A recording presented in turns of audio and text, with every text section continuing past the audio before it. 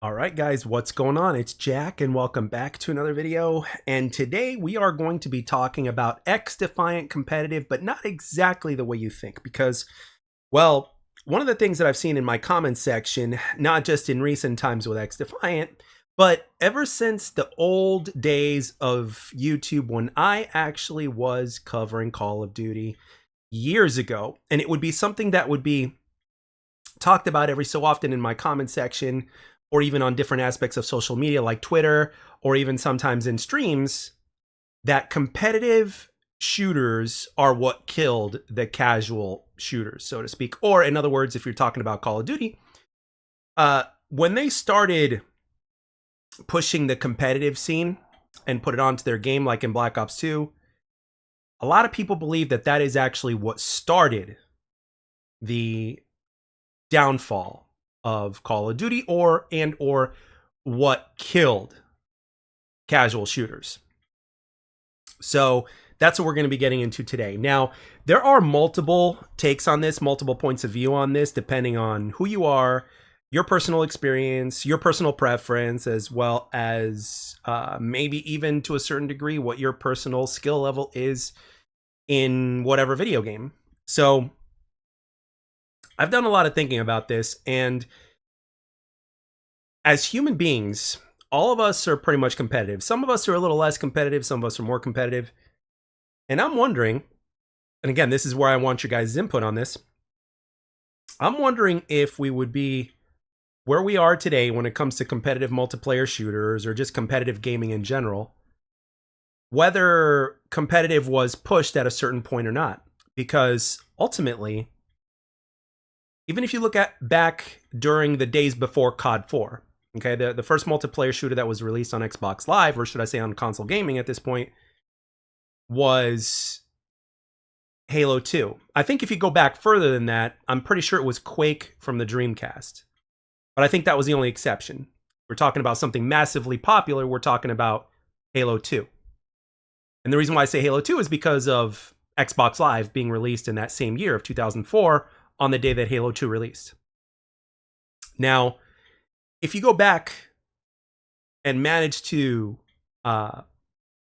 find any videos, if you're lucky, but you'll actually find that people were actually quite competitive even during those days. And the reason I know this is because there would be a lot of shit talking in the lobbies without the ability to mute the lobbies back then, before they added it in at least. And people were just shit talking left and right. Now, granted, I know those are just words and not actions, but you guys get where I'm coming from here, right? People were very passionate about it. People thought that they were better than other people. And they were expressing themselves in online chat, in the lobby. And this was, again, before Modern Warfare 2. Because I'm pretty sure everybody on this channel right now knows about the whole Modern Warfare 2. Like, you can find clips of it everywhere. A lot of YouTubers have used it. Of the good old days of gaming where, you know, you would hear all the shit talking going on in Modern Warfare 2 lobbies, and how a lot of players today, like, it's not that way today by default, you know, because of the, I don't know, for whatever reason. But anyway, people are competitive by nature. And I'm wondering, was it really the competitive side of games that was introduced that actually was the beginning of the end of the casual shooter? Or was it simply because of the fact that it just accelerated the process upon changing the rules, changing the way maybe some of the map layouts are? Because a lot of people, like, even though a lot of us love three lane maps, there are those players that absolutely hate three lane maps, or just players that don't want to see just 3-lane maps for whatever reason. But we can say that 3-lane maps are, this is again subjective and this is kind of an argument, but 3-lane maps are generally more competitive than the non-3-lane maps. Now, granted, I don't think this is always the case, but for a majority of the time, the 3-lane maps are a lot more competitive because they are a little bit more predictable and a little bit more limited in terms of where you can and cannot go and where you're more likely to go or not go. So it eliminates a lot of the randomness and increases predictability in order to make it more competitive, as opposed to, oh, surprise, it makes it possible for all lanes to be checked in a 4v4, so to speak. Now, obviously, some people will agree, some people will disagree, but that's beside the point. The point that I'm trying to make here is that people have been saying, yet again, because history, I guess, repeats itself, that XDefiant, as of the state that it is right now, despite its problems and everything, is too competitive. Or that FPS games in general are just too competitive. And some people will even argue and say that whether you have skill-based matchmaking in a game or not, it's still going to be competitive, or whatever the deal is. Okay. So we know that XDefiant competitively, in terms of the pros playing and having tournaments and stuff like that, will not happen until at least year 2. Now, with that being said, they're still ranked, and there are a good amount of players that are playing ranked. There's a good amount of love from the devs being given to ranked, especially, by the time we get to Season 2. Actually, before we get to Season 2, according to the last XDefiant Insider that we had. But granted, at the same time, in my point of view, the game is still casual as hell, and it has a decent amount of randomness into it that makes it casual. And no, I'm not talking about the connection. I'm not talking about the hit registration. I'm not talking about the desync issue, the server issue. No. Even though that would probably make a good joke. But no, what I mean by the randomness is in terms of how the factions work. Now, some of that randomness has been eliminated because of the certain balances that factions have received, so to speak.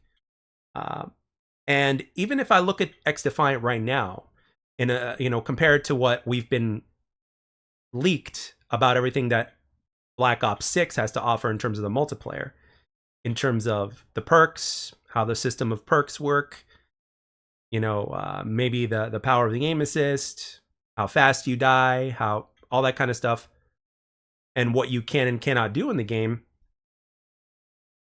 In comparison, I would say that I am genuinely kind of surprised that XDefiant is a little bit more basic than Black Ops 6. Now, XDefiant has its own cheesiness to it, but when you think of everything as a whole, when you look at, for instance, the perk system, how many perks you're allowed, et cetera, the streaks and how those work, the Omni movement, and then you've got, on the other hand, XDefiant, and you've got the factions and stuff like that. There's a lot of similarities. But the question is, how much cheese does one game have over the other? And both of them have their fair share from the looks of things as of right now, as far as we know.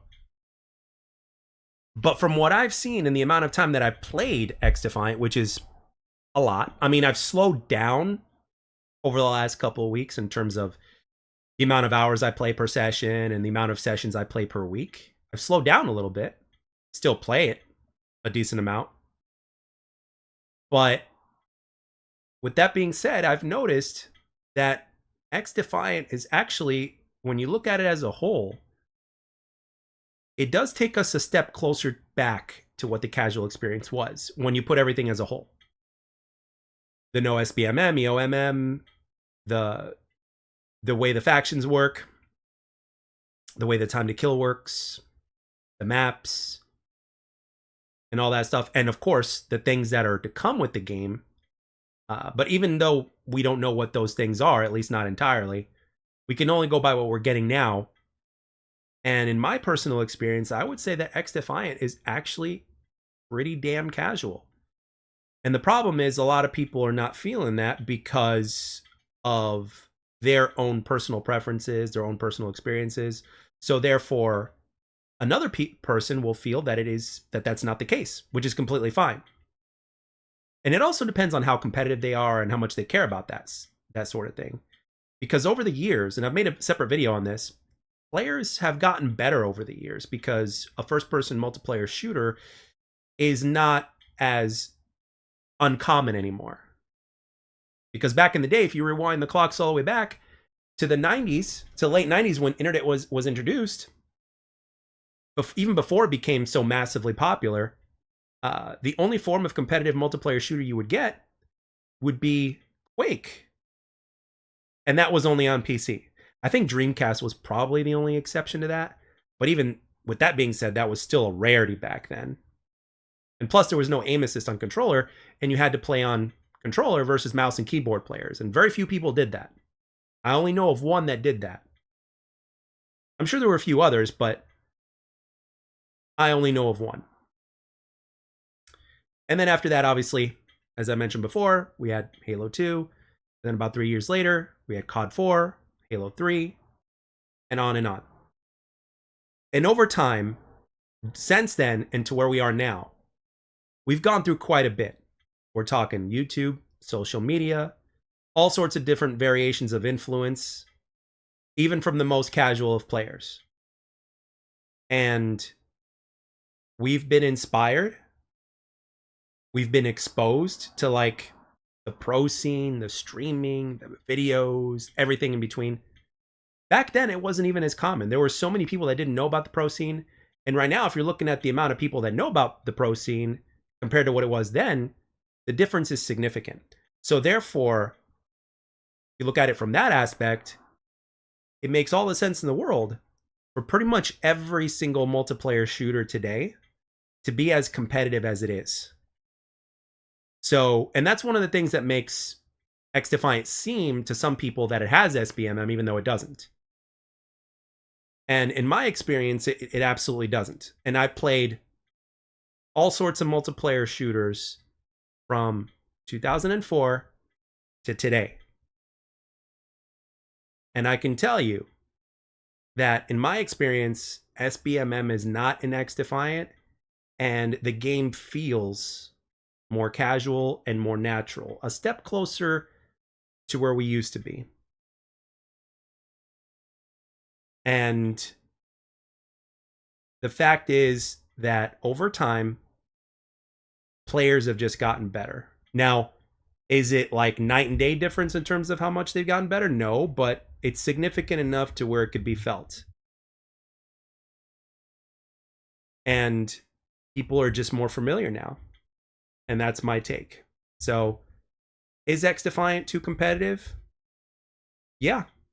But that's only because of the fact that this is how people are now. This is how people play. This is what people know. And it's the default setting now. Back in the day, it was not like that because it was a different time. And with time, things change. The scene changes, people change, games change, you name it, right? And all of that counts. 100% absolutely without a shadow of a doubt. All of these little factors, including, Black Ops 2, pushing the competitive scene, everything has played a role to get us to where we are now. So therefore, in my humble opinion, we can't just point it to one thing. We have to point it to everything. And these are all the things that are mentioned in this video that have played a role into how competitive even the most casual of shooters are today, to a point to where there's no such thing as a casual shooter. Some people will say that there's no such thing as a casual shooter anymore simply because of that. And you know what? If you think about it, I agree. But to me, XDefiant still feels very casual, in my opinion. I honestly believe that because that's what my experience has been. I don't go 100% when I play this game, and nor do I feel like I have to. And I can still enjoy it, and I can still play well, as opposed to, obviously, as opposed to getting shitted on because it's a mixed lobby every single time. I've got good players in my lobby, I've got bad players in my lobby, and I've got in between. And that allows not just me, but every player of all different skill levels to have that wiggle room to enjoy themselves and not use the meta every time and not have to bunny hop every single with every single engagement or something like that. Now, are there players that play like that all the time? Yeah. But, that's just them. But that's not everybody. So I just kind of wanted to give my take on this because I also wanted to know your opinion because it is something that I'm hearing more often, and it is an important subject when it comes to XDefiant because I don't know. I mean, on one hand, things are going to unravel the way they are, but on the other hand, a part of me thinks that if they push competitive too much, that it may, to a certain degree, affect the casual side of things. I don't know. A part of me doesn't believe that, but I think XDefiant is just going to stick to its guns and try to be what it is. But you just never know what will happen in the future. You never know. XDefiant might completely be a success competitive wise. But on the other hand, it may not be as successful as some are thinking it might be, or not at all. I don't know. But I want to know what are your thoughts on this? And I really this particular commentary made me think quite a bit. And it's really interesting in terms of what it took and the different kinds of influences that we've had to get us to where we are today. So when you think about it, if you really dig deep and think about it, this was going to happen sooner or later. And in my opinion, I think all the different forms of influence just accelerated the process. And with that being said, do you agree? Do you disagree? And what are your thoughts and preferences and stances on the subject? I'd really like to know. And as always, I'd like to thank everybody for taking the time to watch and or listen. I hope you enjoyed the video, and I'll catch you guys on the next one.